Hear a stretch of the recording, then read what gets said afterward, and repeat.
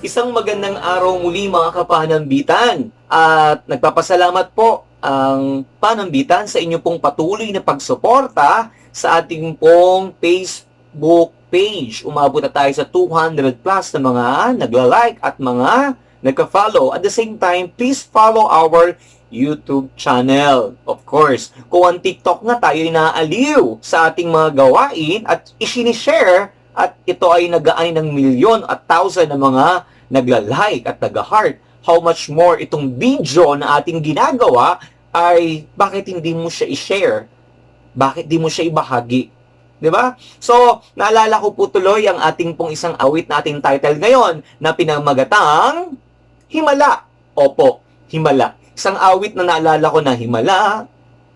Kasalanan bang humingi ako sa langit ng isang correct, himala. Okay, kasalanan ba sa langit ang humingi ng isang himala?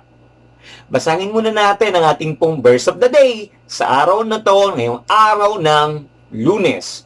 John chapter 15 verse 26. When the advocate comes, whom I will send to you from the Father, the Spirit of truth, who goes out from the Father, he will testify about me, and you also must testify. You have been with me from the beginning. Napakaganda ng ating pong verse of the day sa araw na ito, sa sulat ni John. Nang Diyos, ang kanyang advocate na dumating dito na pinadala siya ng ating Ama, ay patuloy na pinatotohanan niya kung gaano tayo kamahal ng Diyos. Totoo. Actually, isang himala ito na ang Diyos na ito ay patuloy niya tayong pinagkakatiwalaan sa kabila na tayo ay isang makasalanan. Sa kabila na tayo ay mga nagkakamali. Sa kabila na tayo ay mga nadadapa. Na-experience mo na ba ang isang himala? Marahil, ang nakikita natin ay puro kamalian. Ang nakikita kasi ng tao ay ang dumi. Ang sabi nga, di ba, sa ibang mga seminar, sa mga teaching, sa isang bond paper, tuldukan mo ng ballpen or pentel pen, ang nakikita ay yung tuldok, hindi yung kabuuan na marami pang pwedeng magawa. Lumiliit na kagad ang mundo natin. At the same time, gusto natin itong kaagad na itapon at ikrap yung papel na ito kasi wala na siyang silbi. Ayaw natin itong bigyan ng isang ganap na patotoo na gamitin ang bawat oras. Tandaan, yung segundo kanina, yung oras kanina, yung oras kahapon at nang nagdaan, hindi na natin pwedeng balikan. Kaya nga, bawat araw, oras, sa mga pagkakataong ito ng iyong pakikinig, how blessed you are. Bakit? Hindi mo na ito pwedeng balikan yung kahapon.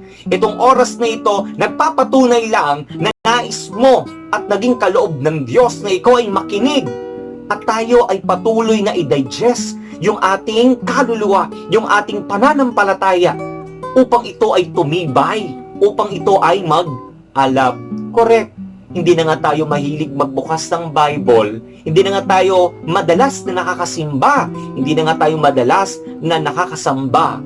Itong ganitong pamamaraan, bahagi ito ng proseso upang ang ating mga kahilingan, upang yung ating mga ugali, yung ating nagiging asal ay patuloy na, parang piece of paper, unti-unti, nababawasan at medyo napapaalalahanan ang bawat isa. Wala po bang imposible sa mga tao na sila ay ubod na ng makasalanan?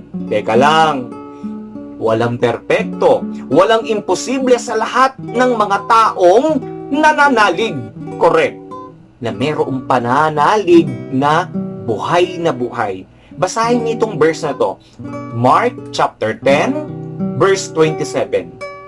Jesus looked at them and said, with men, this is impossible, but not with God. All things are possible with God. Di ba? Sarap pakinggan. All things are possible with God.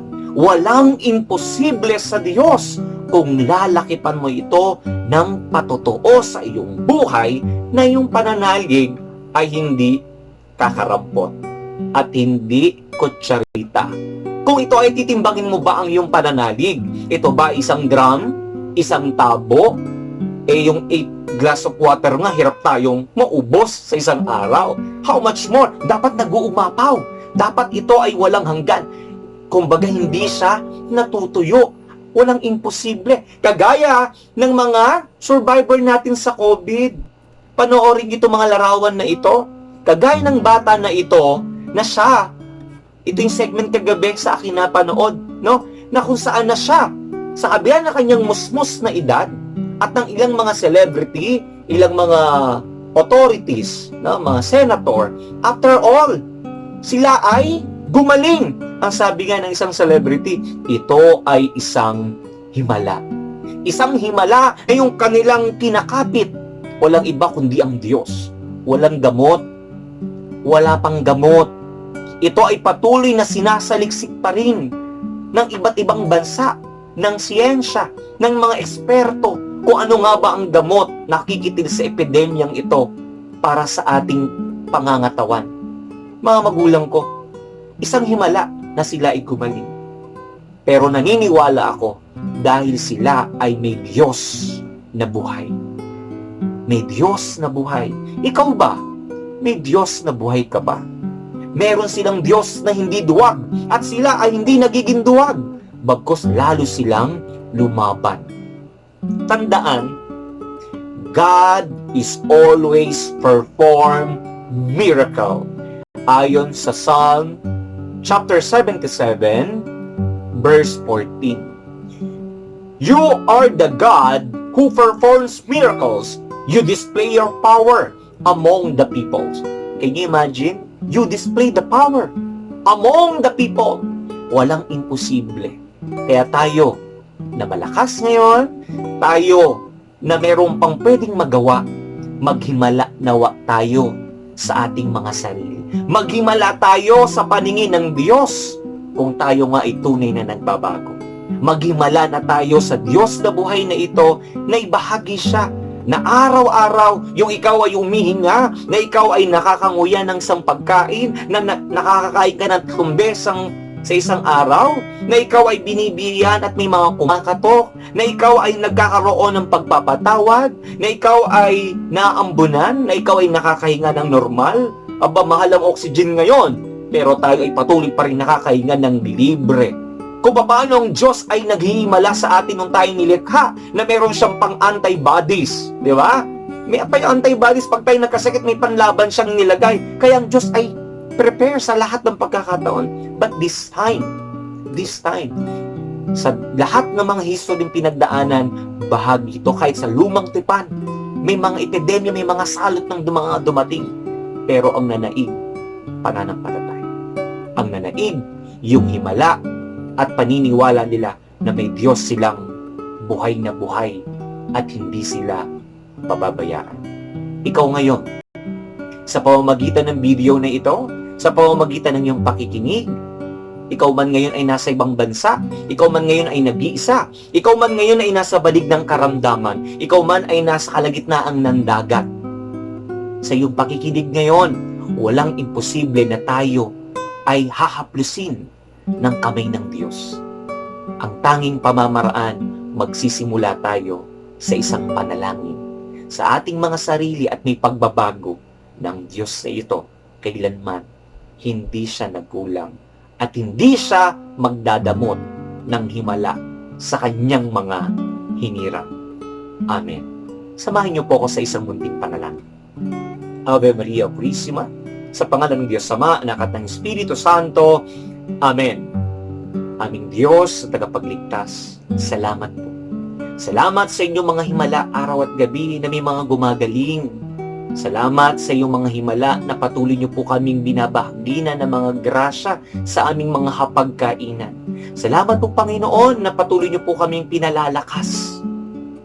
Salamat po Panginoon dahil meron pong talino at biyaya na ipinapadala niyo po sa amin, especially sa aming mga leaders. Protektahan niyo po ang aming bansa, ang buong mundo, upang kami po ay patuloy makapaglingkod sa inyo ng nararapat. Ang lahat po ng ito ay aming samo sa matamis na pangalan ni Jesus at sa tulong ni Inang Bereng Maria. Amen Amen. Amen. Ave Maria Purísima, sa pangalan ng Diyos Ama, Anak at ng Espiritu Santo. Amen. Maraming salamat.